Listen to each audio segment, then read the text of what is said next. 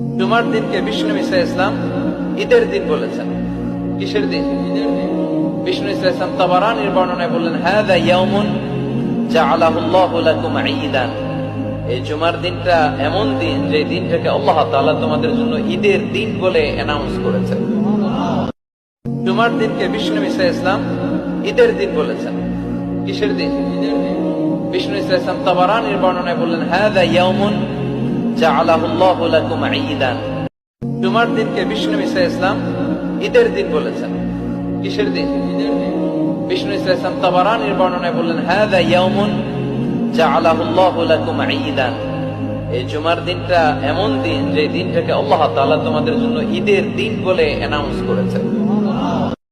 জুমার দিনকে বিষ্ণু ঈসা ইসলাম ঈদের দিন বলেছেন। কিসের দিন? বিষ্ণু ঈসা ইসলাম তাবারানীর বর্ণনায় বললেন, হাযা ইয়াউমুন জাআলা